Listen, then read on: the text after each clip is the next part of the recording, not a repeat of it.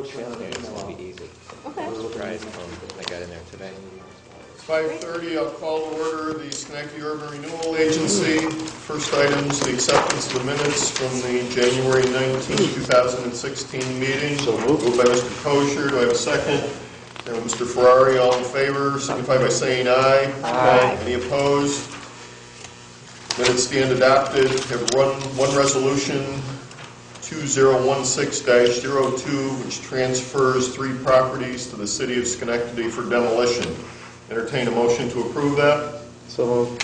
Mr. Motivaran, second by Mr. Ferrari. All in favor? Aye.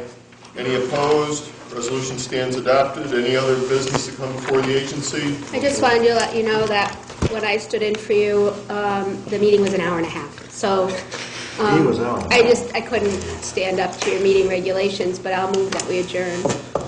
Second. Entertain a motion to adjourn. Moved in second. All in favor? Aye. Any opposed? Just pushed him into Agency a minute stands and a half. adjourned. Thank you. She prolonged. Yeah, she put on for that reason. I didn't want him to be shorter than mine the last time. I was just going to rule that's beyond the scope of the agenda. Right? You said new business. Son of a gun. Yeah. Did that on purpose.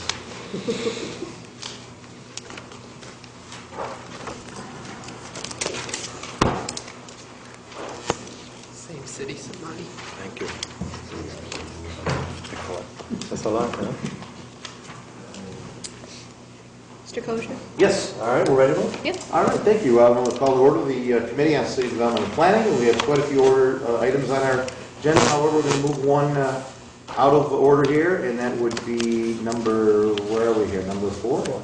Number 4, the review of the property assessed clean energy finance, and that's the PACE program. And who, are we going to Mr. Valtico on this? Or who are we going to? I think Or any we're questions? correct. Because we do have a name of a contact there to make a phone call to. And we just received an updated email this afternoon with a lot of our concerns and questions that I thought were answered by Dave Frank. 12:48 we got that email. And Mr. Chairman, just like to emphasize that this is a small component of a bigger picture, and taking this element of making this type of financing available again will qualify us for other incentives and just add to our overall goal of making the community more sustainable and greener. Any other questions or concerns that we talked about a few weeks ago? All right. Yes. In the email we got today, I see we have in our packet, maybe Mr. Valtico can answer this, because we have an opinion of their attorneys, Pat and Boggs, about affecting the tax cap. Which your opinion is? It's on page 2. They said it would not, correct?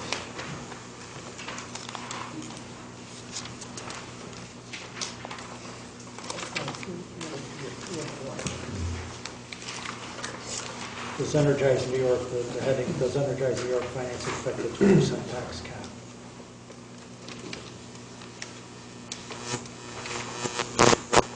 Yeah, I agree with the way they laid it out. So you're in agreement with that? Yes.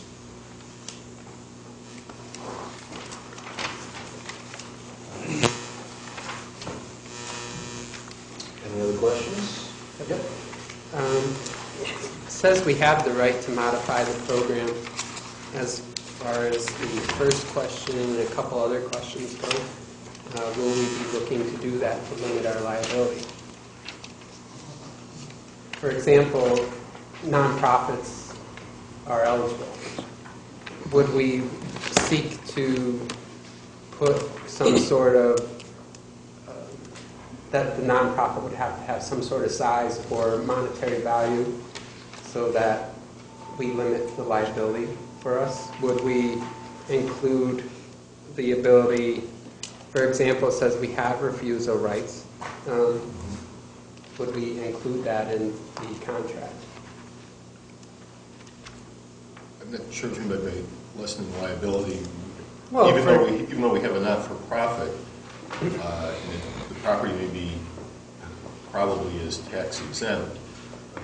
The criteria, the loan basis would still, there's an assessed value on that property that we carry on the books in the rolls of the assessment, so that it would not exceed within 10%. So that, and if we had to do a foreclosure, believe that the city is protected. And as they've outlined, they have a fairly impressive record of the loans that they have made and the results that they've obtained. I guess as a follow-up, do we want to get into the business of foreclosing on nonprofits, if necessary? Again, the situation has not come up, and this body has looked at different options with not-for-profits that we sometimes would prefer not to have engaged in. But you, again, look at, I think, the overall benefits, and then the chance of some of these having a bump in the road is always out there. But I believe the overall program benefits outweigh any potential for, again, some of those inconveniences or what I'll classify as a bump in the road.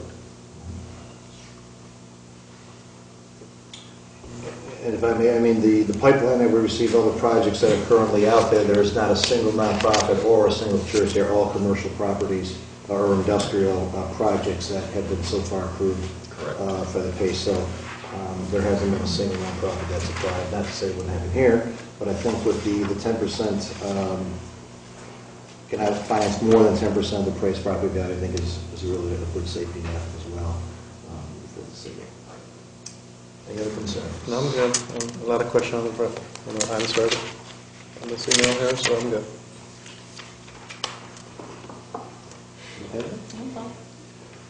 Are you okay with that?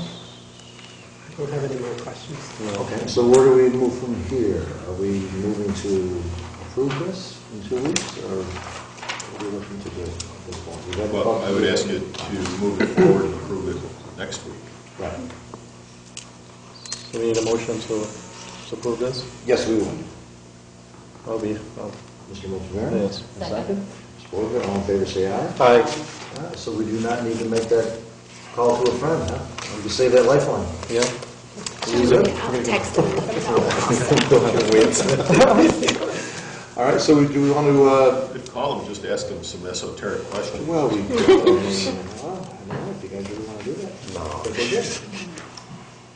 All right, so we want to suspend our committee here then, is that right? You want to No, move no, on? go ahead with your We'll rest just of continue on it. through then? Are you That's okay with fine. that? Yes. All right, so absolutely. let's start from the top then. So ceremonial resolution with the African American History Month, Ms. Borgia. Well, as you know, it's African American History Month, and so generally we do a resolution every year, so I'd like to do a resolution this year. Very good. So moved. Very good. Second. And all in favor, say aye. Aye. All right, very good. Appreciate that. And item number 2, the City Planning Commission, our list of appointments. Mr. Mayor. In the submitted names for your consideration for Planning Commission. Any questions on that? This one. These are these reappointments? Or no?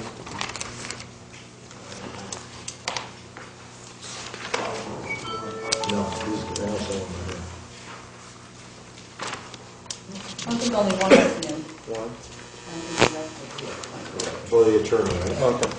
So that's why we have the resume attached to that. I believe so. All right, any further discussion? All right, motion. I'll second. Ms. Borgia, all in favor, say aye. Aye. Thank you, we'll move that to the floor. And item number 3, our CPH zoning change, remove the parking requirements for the C4 residential. Mr. Streitman, front and center. On front and side. There you go. Okay, the Planning Commission recommended making a change to the zoning ordinance in their December meeting, I believe it was, to remove the requirement that for residential developments downtown that they require 1.5 parking spaces. That's the current requirement. Currently downtown, there's no requirement for parking for businesses, because it's in a business, or initially because of the parking district. But it's basically good planning practice, and a lot of cities are going this way to have no requirement. Developers know what they need for parking. They determine that. A lot of times there's other options for making shared parking or having parking off-site. But basically this is a good urban design type of planning tool. Have no parking requirement, gets people more into the urban mode, more likely to use transit, and with apartments that are being developed downtown, the smaller ones, you really don't need 1.5 parking spaces per unit. So this is basically a call for a public hearing in 2 weeks or 3 weeks. A call for the call in 1 week for a public hearing in 3 weeks. That's correct. Any discussion? Have you made any contingencies for if handicapped people live in the building? We have not. No, we have not. So I mean, usually I would say that developers creating housing will have some parking on site or available to them, but no, there is no that could be put in. We could discuss that further. Mm-hmm. I think that would make sense. It would have to be based on the size, the number of handicap units, based Right. on the number of apartments. Yeah, it's not a bad addition. All right, well, again, let's just call for the public hearing at this time. So have a motion? Could I have a question? Yes, I'm sorry. Go ahead, sir. Could we get a map of what this is going to encompass? What area? Sure, I can have that. And the downtown district is basically, it goes up State Street about a half a block to a block.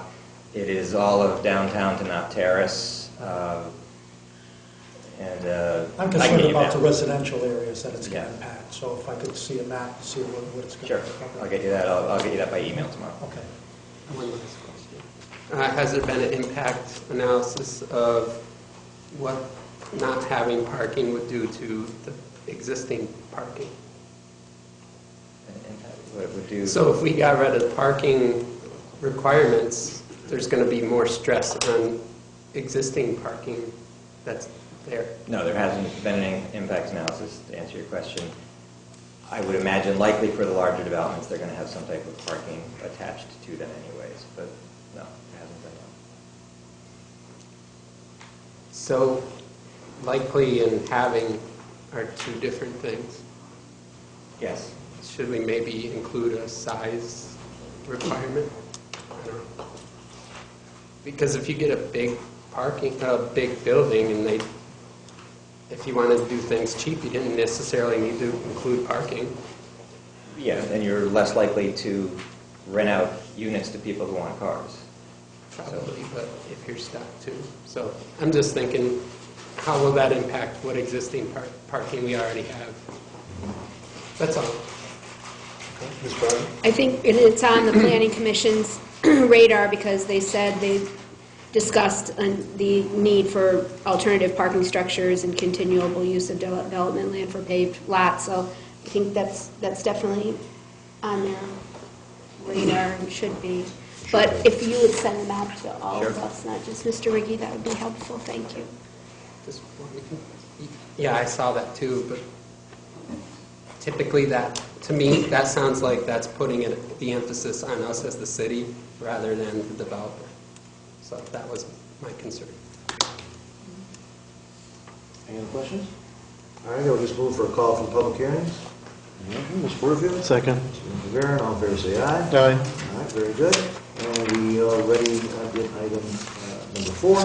So let's go on to number 5, discussion for the Federal Consolidation Plan 216 timeline. Hi.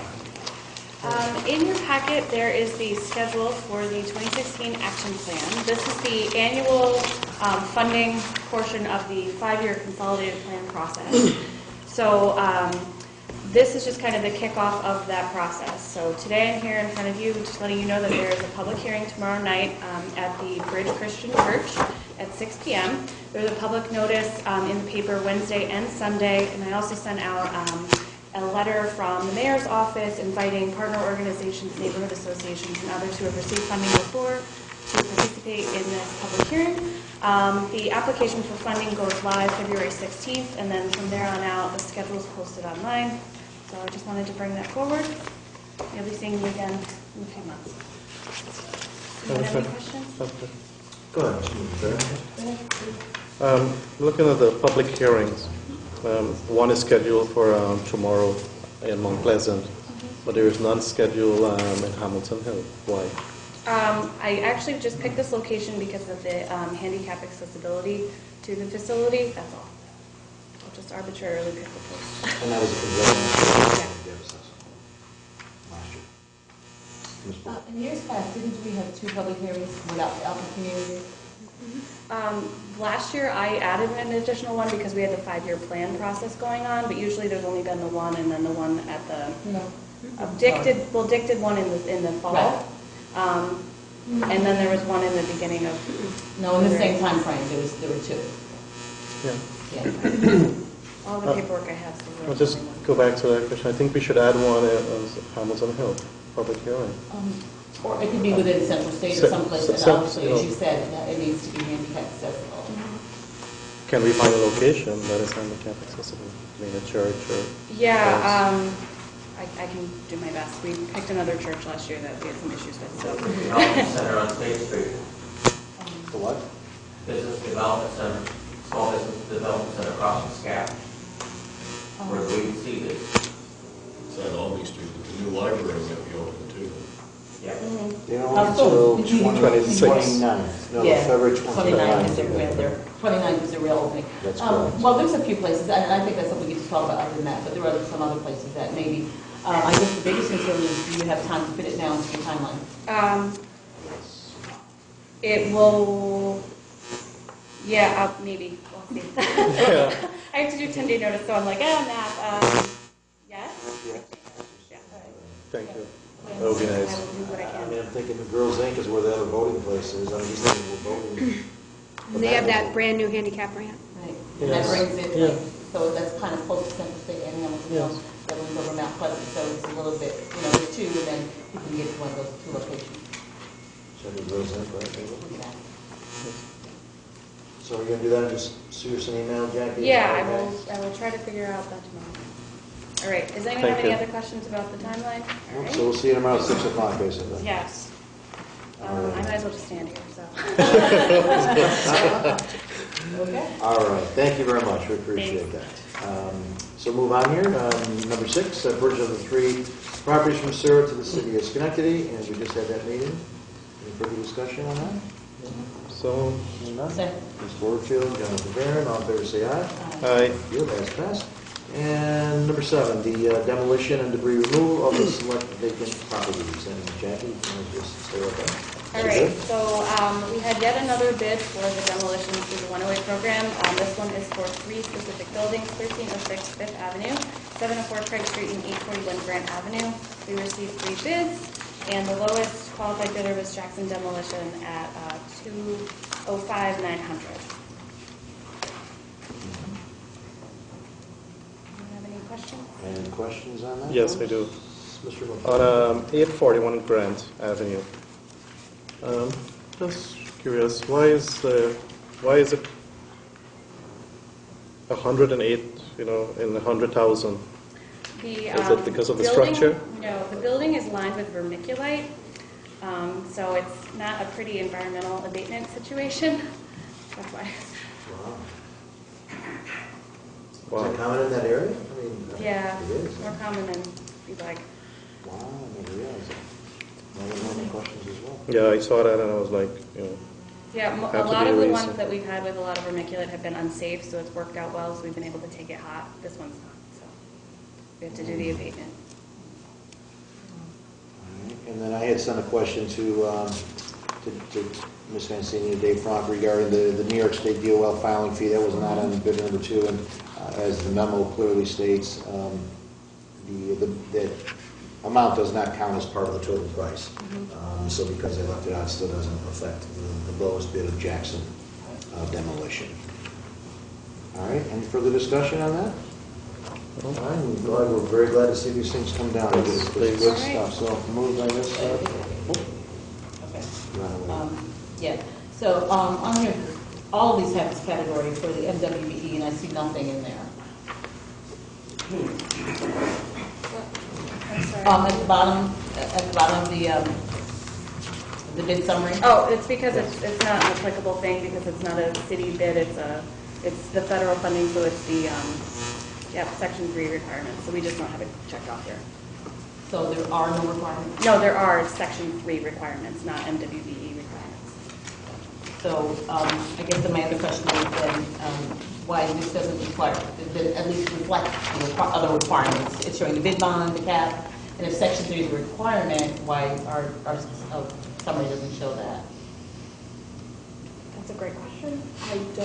I don't run the bid opening process, so we can add that to the bid form, I think, maybe, Jeff? Possibly. We add another little box here. It's not our form.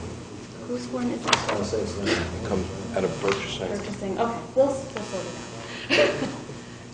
So I guess the further question is, does that mean that is a requirement? How do we know that it's definitely going to be met? It's certified with their bid, so their bid isn't actually a qualified bid unless it's involved. They have to sign off on the form in the bid.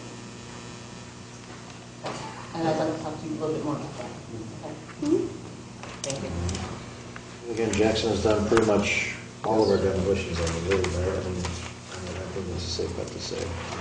But I understand, thank you for bringing that up, and I think it's important that we follow up with that. So if you can keep us on the loop of that as well. So with that being in mind, are you okay to move this? As long as that, we're sure that they're meeting the Section 3 requirement, that as long as there's an assurance of that, then yes, but they are. Okay. All right. Ms. Porterfield moves. Second. 9 seconds. All in favor, say aye. Aye. All right. Thank you very much. Thank you. All right. What do we have here? The amendment, item number 8, amendment to option contract. Oh, this is going to be an executive session. Is that correct, Mr. Faltico, for 305? Yeah, it looks, and all the rest of them are executive session? All right. Yeah. All right, so we'll make a motion to suspend everything? Recess City Development Plan. Ms. Porterfield, second by Mr. McLaren. All in favor, say aye. Aye. And we're in recess. Thank you. Thank you. I'll call government operations to order. Policy approval for personnel. Mr. Falatico. There haven't been any changes since we discussed last, so. Well, I know Ms. Porterfield has some questions or some. we talked on the phone. We talked, there were some concerns just about the different parts of the handbook that have changed since this Model 1 that I was working off of was made. And now they're more accurately on our city website, and they're incorporated as part of the city code, such as sexual harassment, ethics, other policies like that. So you see in the handbook, the way it's written up, it says that these are available online, and they were going to be printed out and given out as part of a packet with the handbook. So all the information would be there, but those were not formally transcribed into the handbook itself. So they stay as current as possible? Yeah. Right. And my concern was that if you look at the handbook, the way it's written, it appears as though the onus is on the employee to then go onto the website and try to figure it out. Mr. Falatico has indicated that it's going to be included as it's handed out. And so what I asked for is a notation in those places where that case is, that it says copy attached, so that the employee, when they're signing it, know that they're getting everything that's attached, and it's clearly stated in there, as opposed to them, because of the way it's worded now, it looks like it's referring you to go online and figure it out for yourself, but he told me that's not how it's going to be. But if we could show on those particular pages where it indicates that there is a copy attached, that's what they're signing and that's what they're getting. That would be both current and future employees. Okay, so the only changes that are going to be within the handbook is on those pages is going to say copy attached. Is the form that the employee signs off on going to change at all? Will it say I've reviewed the employee handbook and all of the attachments? I'll read through the form one more time and just make sure it accurately reflects what we're making people sign and agree that they were provided with. And because of the changes, do we need to move it out of committee again? It's already been moved out of committee once. No, there's nothing significant enough that would require anything further. Okay, so it's been moved out of committee. Everybody will see the changes when the packet comes out. Unless there's any questions, we'll go forward with that questions now. Do we need to add something? I see that this was in 2008 initially. Do we need to add something that's being updated so like it shows 2016 somewhere that it's been amended or? I thought on the cover it Rotation. had, I changed it on Oh, this okay. version, you might All right, have I have the an first old one that I version. sent yeah, I out. thought Yeah, on there the was cover some, it had and there'll been be some updated. page numbering changes in the final version. I've been waiting off to see what our final thing is to make Okay. sure all that's correct. Those are the only real changes. Okay. Other questions? Okay, very good. We're all set there then. City Board of Ethics appointments. Mayor McCarthy has put forward a list for us. Are there any questions or discussions? I know everyone has also received all the explanations of each committee and what's required for the appointments. Questions? I will ask for a motion and a second. All those in favor? Aye. Very good. I thought the list was a great list. It's got a well-balanced list. Affirmative Action Advisory Board appointments.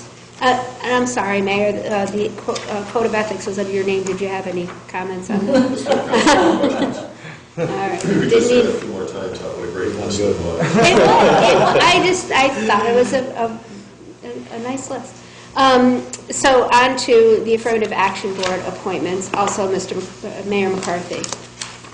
Did you have anything you wanted to discuss there? And there's one name for the fourth, and there's still 2 vacancies on that we're waiting for other names to come forward and be able to advance them. So hopefully we'll be able to do that in a relatively short period of time. We have the names, we just need to forward them to you and to Mr. Falk. Questions, comments?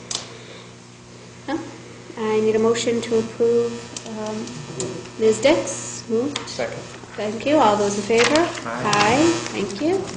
And then a ceremonial resolution for Lee DiCaprio. Mr. Palomeni. Mr. DiCaprio is retiring after 38 years in the waste department. Just felt it was nice that we should recognize his hard work. Absolutely. Questions, comments, motion? Mr. Palomeni? Seconded by Mr. Ferrari. All those in favor? Aye. Any other business to come before government operations today? Move wager. Thank you. All those in favor? Aye. We are adjourned. Okay, call for health and recreation. First item on the agenda, the Schenectady Municipal Board's rate increase. Mr. Ross.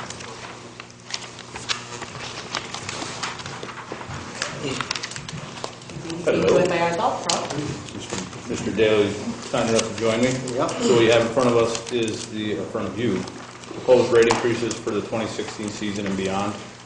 As you can see, you have the current fees, the applicable increase, and then what the adopted fees would be. This also affects our memberships, or, memberships.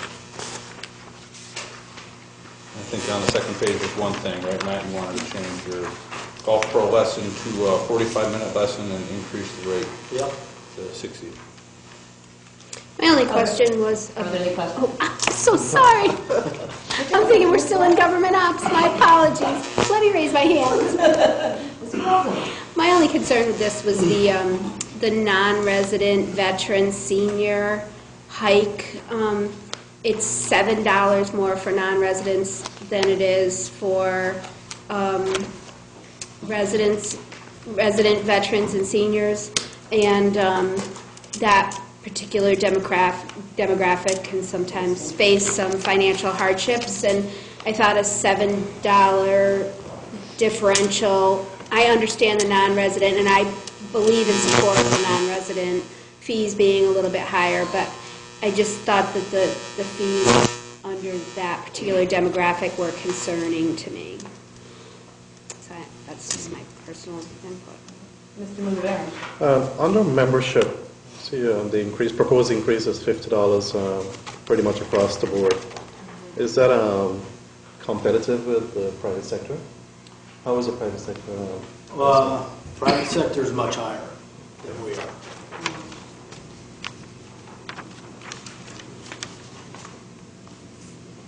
But of course, when you get into a private club, like say if you join Mohawk Golf Club, there's a lot more that they can offer.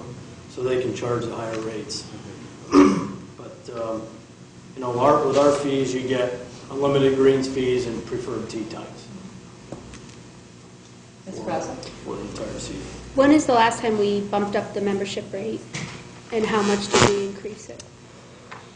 It was 2 seasons ago. I have information. I The don't, membership rate, I don't think we have increased. not in the last couple seasons. No, It was a full 3 years. this might be, 3 years ago. for the membership seasons, So the membership Cost of doing has business. not gone up. it hasn't gone up in my tenure. Okay.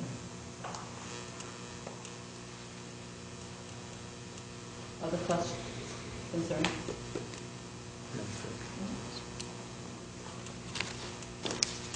I'll entertain a motion. Mr. Riggi? Yeah, second. Mrs. Rivera, thank you. All those in favor? Aye. Thank you. Thanks, guys. And the next item on the agenda is the Municipal Golf Course Advisory Committee appointments. Mayor McCarthy. Been submitting names for consideration. These are all individuals who are currently on the advisory commission and ask for your continued support. Any questions? And these are all, sorry.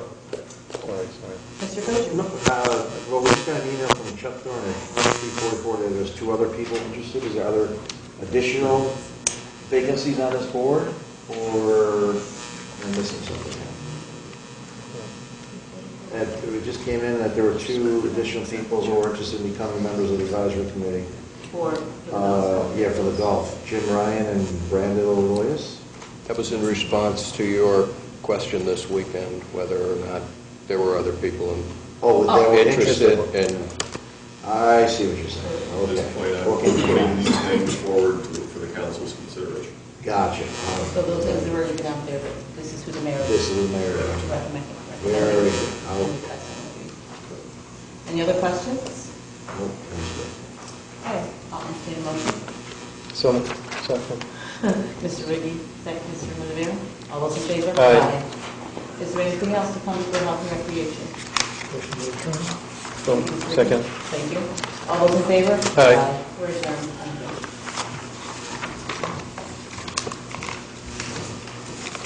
All right, we have, I'll call to order the Committee on Intergovernmental Relations, and we have one item before us. It's the City IDA appointment, and I'll turn it over to Ms. Frasser. Everybody received the resume for Tracy Chance. She comes highly recommended. She's also our new Chief Conflict Defender in the Schenectady Conflict Defender's Office. The vacancy that was available was formerly held by an attorney, and for consistency's sake, we're putting forth another attorney's name. She has excellent qualifications, and that's about it. Any discussion on that? Need a motion? Who's on I will move it. the committee here? Second. All right, and second by Mr. Ferrari. All in favor, say aye. Aye. All right, then moves to the floor. And any other business come before our committee? So move we adjourn. Motion adjourned. Ms. Brazel, Mr. Ferrari, all in favor, say aye. Aye, and we are closed. And I will call to order the Committee on Public Safety, and there is one item before us this evening. That's the Civilian Review Police Board, and Mayor McCarthy. And the names submitted for your confirmation are one, Richard Hominick, who is an agency recommendation. One is my appointment from the public, and then the other one is a recommendation of the City Council. So there's 3 names. Procedurally, I have to take the names submitted to you for confirmation. Any discussion, Ms. Brazel? I just want to say that a couple years ago, we worked very hard to get this board back up and running. They were having a very difficult time getting a quorum or even meeting, and I think we have a really good group of individuals now that are, diligent in their work and meeting on a regular basis. And so I fully support the reappointment of these 3 people. Any other discussion? And again, as Ms. Brazel mentioned, these are reappointments by the mayor, and I spoke with Ms. Rose Harrell yesterday at church service, and and she said the committee is absolutely doing some great work, and very, very pleased about what is happening with that committee. And as Mr. Brazel said, obtaining quorum was a big problem in many, many years, but again, they've really done a great job. And I think with Rich Hominick, who was the chair, I don't know if he's chairing it again, but I think just some good leadership and some good individuals, and I appreciate Danae's, Mr. Mayor. All right, so with that, we need a motion. I'll move it. All right, Second. Mr. Brazel, Mr. Long-Baron, all in favor say aye. Aye. Any other business to come before public safety? Seeing none, that committee is now closed. I think we need a motion to adjourn. Motion to adjourn. We did that. No.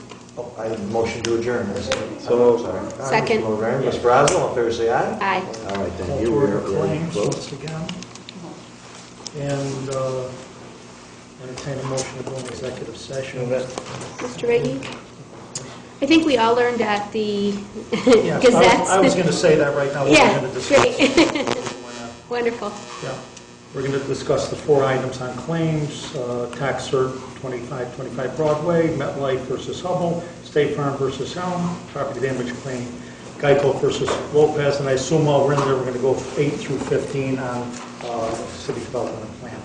So I'll entertain a motion to go in executive session. So moved. Second, all in favor? Aye.